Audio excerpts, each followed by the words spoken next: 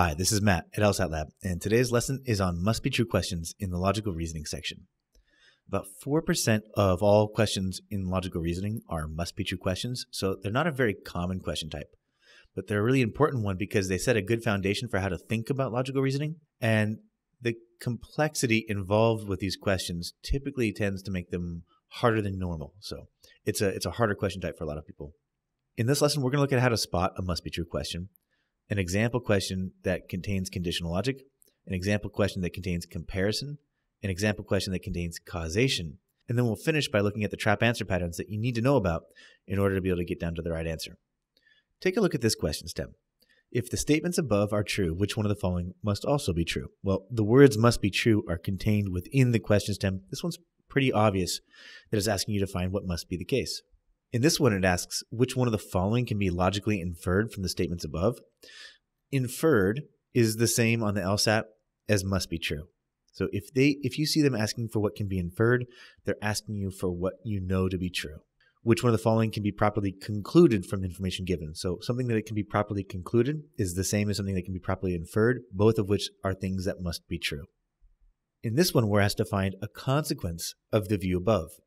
Well, that means what follows from that view. What do we know to be true? This one says, if the statements in the passage are true, each of the following must be true, except this is asking us to find what must be the case. But it says that 4 of the answer choices are things that must be true. The one that does not have to be true, the one that could be false, is going to be the right answer. So now that we know how to find a must be true question, let's talk about the process that you want to use when working on one. Well, the first step is to find the related statements. So there will be multiple statements within the stimulus, and they should be talking about something in common. They typically will link together through that relationship. So if there's a term that's connecting 2 different statements together, it's through that term that the inference is going to be made. Right? So we want to look out for terms that are repeated across the sentences. We want to think about the kind of reasoning that those sentences contain. So are we working through an if-then relationship, like if A, then B, if B, then C? Or are we looking at a comparative relationship where one thing is bigger than or faster than something else? We want to use our understanding of the connected term and the kind of relationships contained within those statements in order to better anticipate what an answer might sound like. What could those statements imply, or what do those statements imply that we can then use to kind of pre-phrase what the answer would sound like? And then we want to work through the answer choices, generally working from wrong to right. There might be times when you're on an easier question and you'll know exactly what you want to be looking for ahead of time, and you'll find it and you'll pick it and you move on. That's fine. But you may also encounter many situations where you can get rid of a couple of the answer choices rather quickly, but to dive deep and to really figure out what each of the remaining choices is saying, you need to spend a little bit more time. Right? So in those cases, you'll probably want to work from wrong to right, where you're going to use trap answer patterns to help you make eliminations until you can get to the right answer. So the first example question we're going to look at in this lesson is on conditional logic. And conditional logic is the major player when it comes to reasoning structures in must-be-true questions. 75% of must-be-true questions contain if-then conditional logic. So if you have 2 if-then statements and they contain a common term, you might be able to connect them together using the transitive property in order to get an inference, something that must be true given those 2 relationships. Well, if we know if A then B and if B then C, what can we infer? Well, using the transitive property, we can link through the B and infer that if A is true, then C is true. This particular structure where we have 2 premises, 2 pieces of evidence that are if-then relationships, and a conclusion that is also an if-then relationship that follows from them, there's a name for this particular structure. It's called a syllogism, and it's one of the most common structures that you're going to see on the LSAT. So now it's your turn. Let's try this example here. Given these statements, which of the following must be true? Hit pause, see if you can find the right answer, and then come back and we'll review it together. All right, welcome back. So let's start with answer choice A and see if we can figure out whether that is something that we can prove. If K, then P. Well, what we're going to do is look at the statements that involve a K and a P and see if we have either the K on the left of one of the relationships or the P on the right of one of the relationships. We're trying to imply if K then P, or trying to prove if K then P, we're going to need to see a K on the left of a premise and a P on the right of a premise. When we start with the first premise, we actually know if K then M. And if we look at the second premise, if P then not M, we can take the contrapositive of that, and we know if M then not P. Remember, a contrapositive is when you reverse and negate a conditional relationship. So now we have if K then M and if M then not P. So what can we infer? We can infer if K then not P. But that's different than if K then P. In fact, A is something that must be false, is not something that must be true. If we look at answer choice B, if P then not L. So what we're going to look for is either a P on the left of a premise or not L on the right of a premise. We have a P on the left in the second premise. So we know if P then not M. Now, in terms of L, we have an L on the right in the third premise, and we have an L on the left of the first premise. Well, an L on the right isn't going to allow us to infer not L. It would allow us to infer L, but that's not the same. And we can't really get to it anyways because we're right now at not M. But if we take the contrapositive of the first premise, if we know if not M, then we know not L and not K. We don't necessarily care about the part with K, but we know not L. So if not M, then not L. And so between the second premise and the first premise, we are able to infer if P, then not L. That must be true. That's the right answer. Now for answer choice C, if M, then L, what we want to do is either see if there's an M on the left or an L that's on the right. We have an M on the right in the first premise. We have an L on the right in the third premise. So let's go ahead and add the third premise in and figure out if we can get an M on the left somehow. If we take the contrapositive of the first premise, we get if not M, then not K. And if not K, we know from the third premise that that L is implied. So we can get to if not M, then L, but we can't quite get to if M, then L. We can get close, but not quite. And so C is not something that must be true, and it's wrong. So now let's take this idea of working with conditional relationships and linking them together in order to derive inferences and apply this to a real LSAT question. So go ahead and give this question a try on your own and see if you can find an answer to the choice that you like. And when you're ready to review this together, hit play. All right, welcome back. So what are we told here?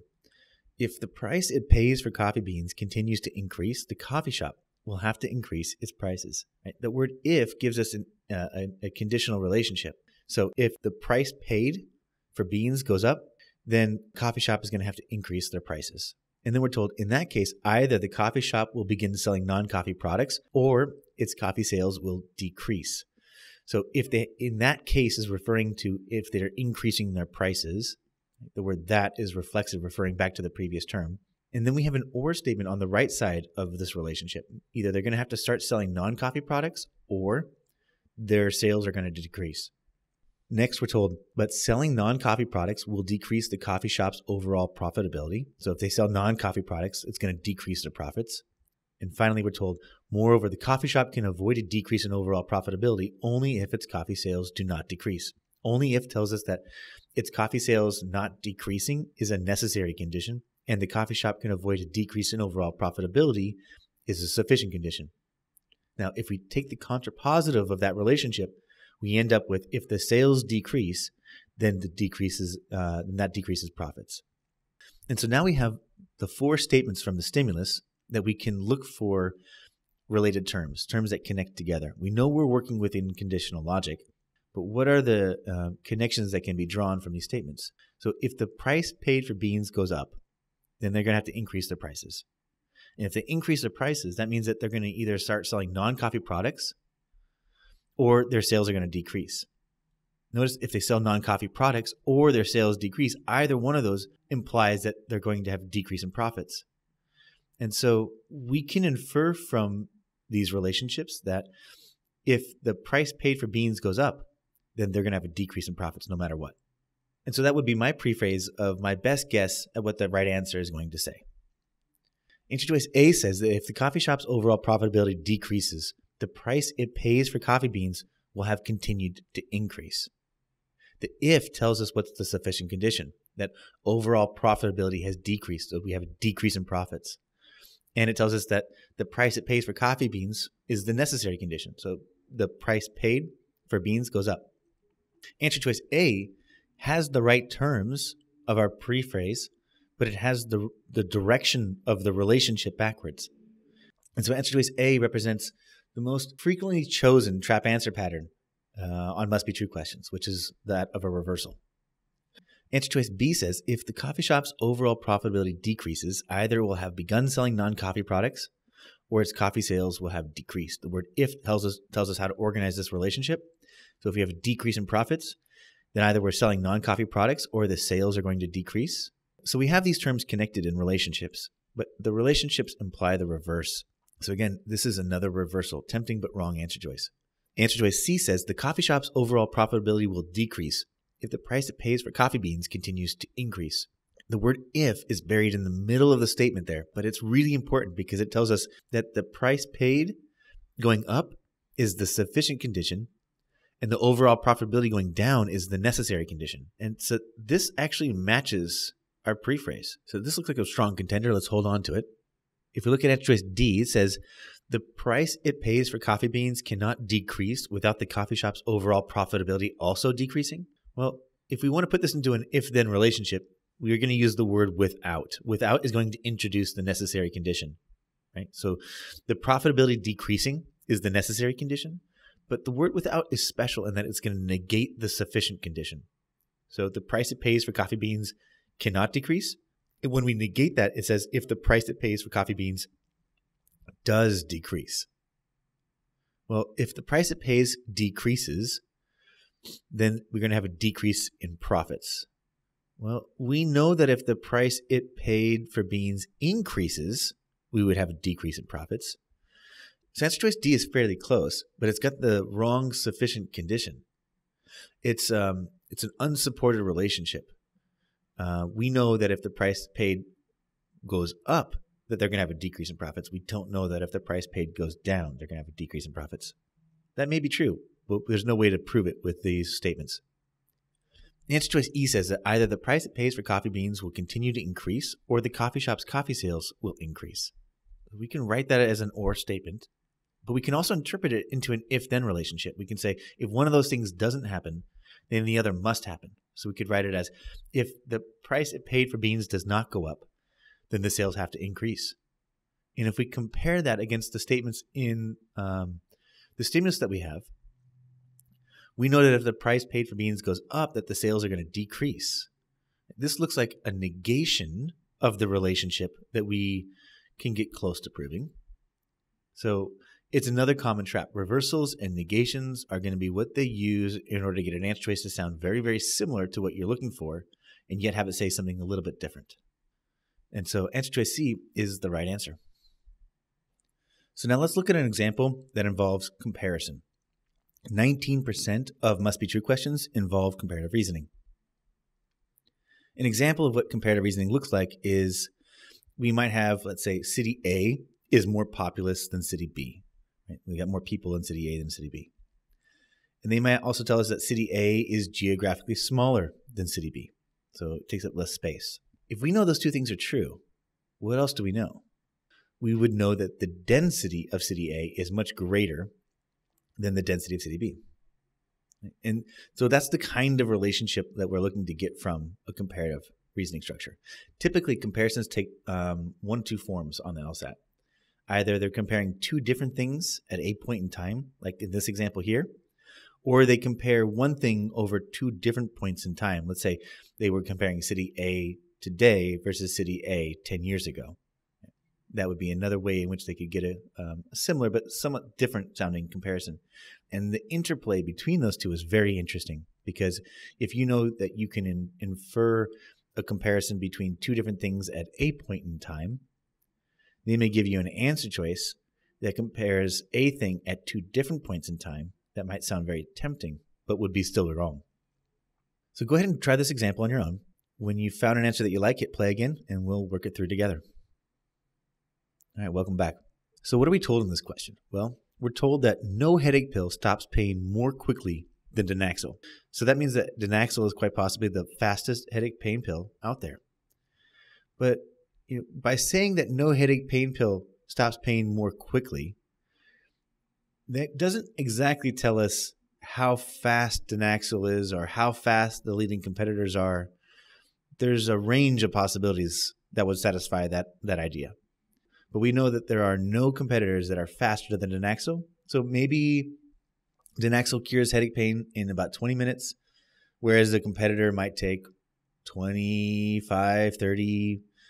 But what's deceptive about that claim is that if the leading competitor stops pain in 20 minutes exactly, then it's not lying to say that no headache pill stops pain more quickly than Danaxil. This leaves open the possibility that the competitors are also curing headache pain in about 20 minutes or 25 minutes or 30 minutes or 35 minutes, anything that's at least as long as Danaxil. That's all we care about.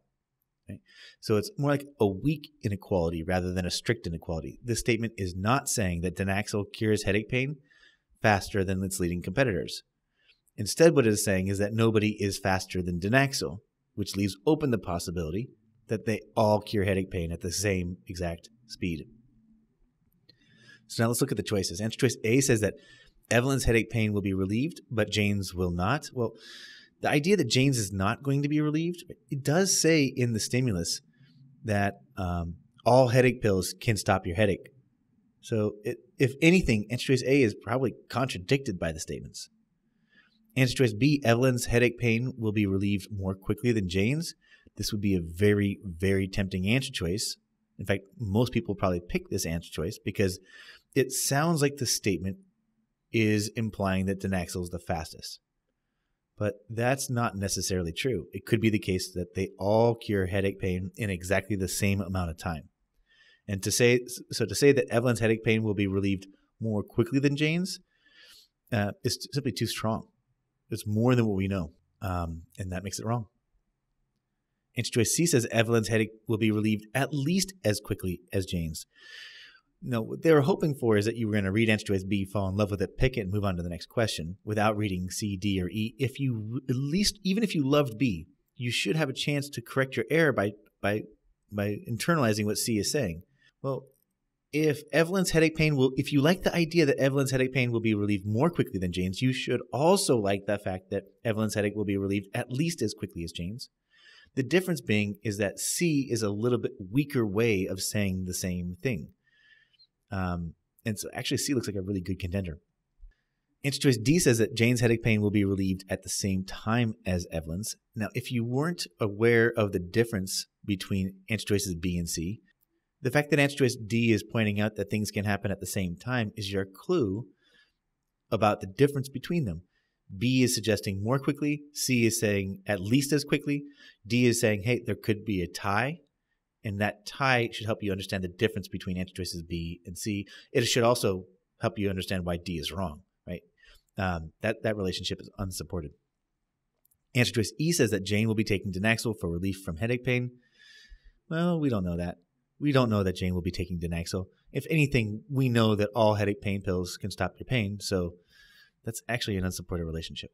And so answer choice C is correct. Let's look at another example, this one involving causation.